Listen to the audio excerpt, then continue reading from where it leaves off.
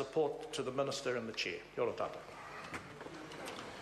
Mr. Speaker. Honourable Chris Finlayson. I want to thank the previous speaker for his very generous comments. I really must say that in this exercise I really do appreciate talking both to Shane Jones and to Parikura Horomia.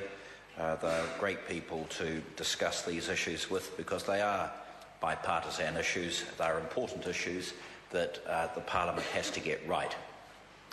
I want to welcome those members of Ngati Whatua Orakei and Ngati Manuhiri who travelled to Parliament for this debate. You may wonder why I was not in the chamber when Mrs Turia was speaking. It's because I'm responsible for the bill, and if I was here things would go wrong, so I wanted Mrs Turia to speak, so I had to go out and sit in the lobby, but I promise you I listened, as I always do, to every word she said. Iwi leaders have to make difficult trade-offs, and so I really do appreciate your being here today and salute your courage and your personal commitment to these settlements. I really want to acknowledge the negotiation teams of both Ngati Manuhiri and Ngati Whatua Orakei, who with their dedication, their pragmatism and hard work have made these settlements possible.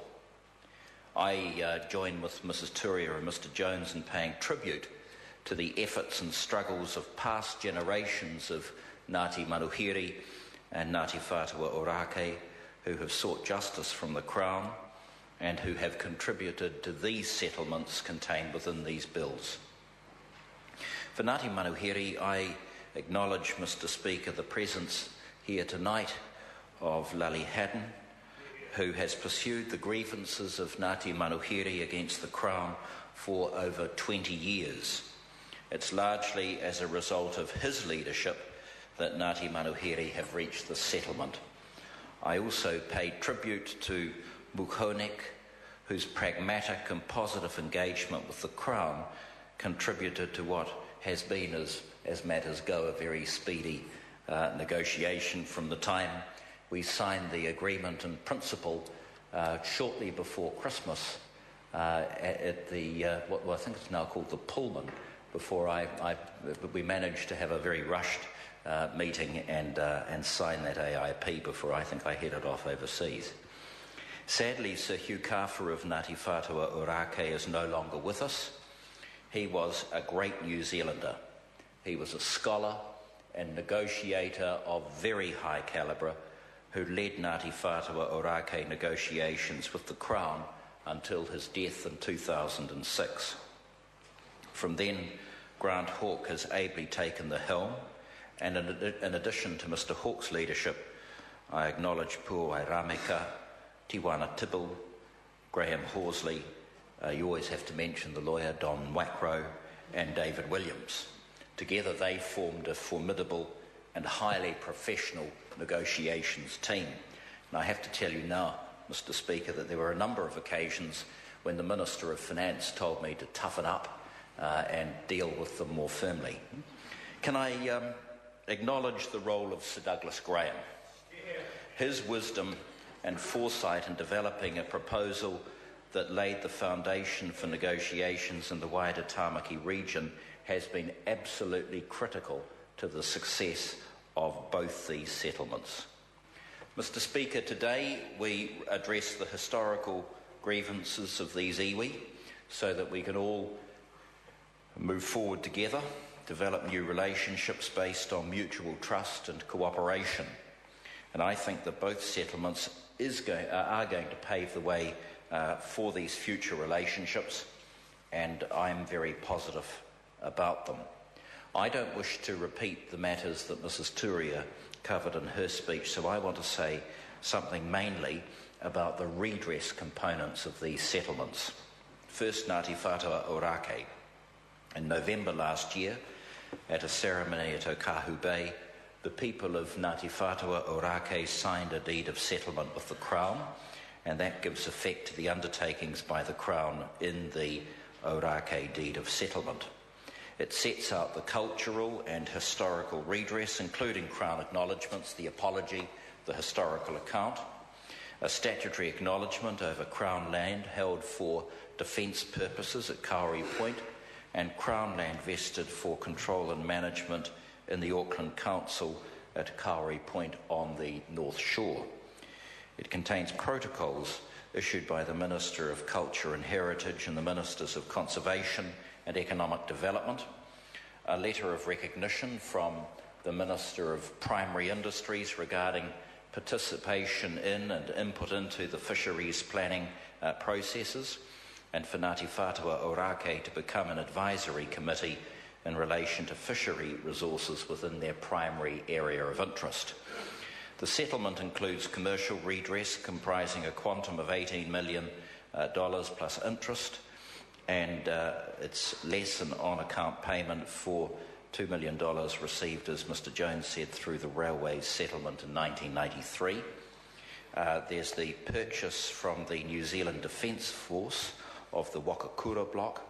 There's the purchase and lease back to NZDF for 5 years of 5 housing blocks: Beresford, Birchfield, Hillary, Marsden and Plymouth.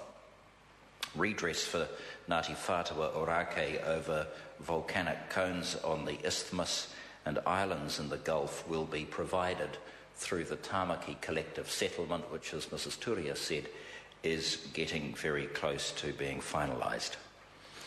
The Ngati Manuhiri claim settlement will give effect to the undertakings by the Crown in the Ngati Manuhiri deed of settlement, signed at their marae on a beautiful day, 21 May 2011. The settlement includes cultural and historical redress. There are the Crown acknowledgements, the apology and an account, the vesting and gifting back minus 1.2 hectares of Te Hautorua Toi Nature Reserve, a place of enormous significance to Ngati Manuhiri, the co-approval by Ngati Manuhiri trustees together with the Conservation Board of a management plan for the island, provisions for the trustees of the Ngati Manuhiri post-settlement governance entity and the Department of Conservation to approve the removal of stones from the island for cultural purposes, two whenua rahui providing for enhanced input into management of specific Department of Conservation held sites. The commercial redress includes a financial redress to the value of $9 million plus interest, less an on-account payment of $350,000 paid on 22 December 2011, purchase of the Warkworth District Court and the Pakari School, which will be leased back to the Crown, and the transfer of South Mangawhai Crown Forest Licence land, which is subject to the current forest licence and accumulated rentals. So, Mr Speaker, the introduction of these bills signals the final stage of the work these great people have done in relation to their iwi. Ngati Whatua Orakei have campaigned for justice for a very, very long time, and living as they do in the heart of Auckland, have had their settlement under considerable public scrutiny, which will continue, and we can deal with that. Ngati Manuhiri have been less in the public gaze, but when the opportunity for negotiation arose, were very quick to seek a resolution of their equally long-standing grievances. Both iwi have waited a long time for this day, and I believe should be very proud of what they have achieved. So with those words, Mr Speaker, I salute these iwi, their leaders, their negotiators, and hope that the bill will receive a very rapid process through the Maori Affairs Select Committee, which, as I said in an earlier debate, I'm sure it will, because of the outstanding chairmanship and leadership provided by the newlywed Mr Tauhenare. Louisa Wall.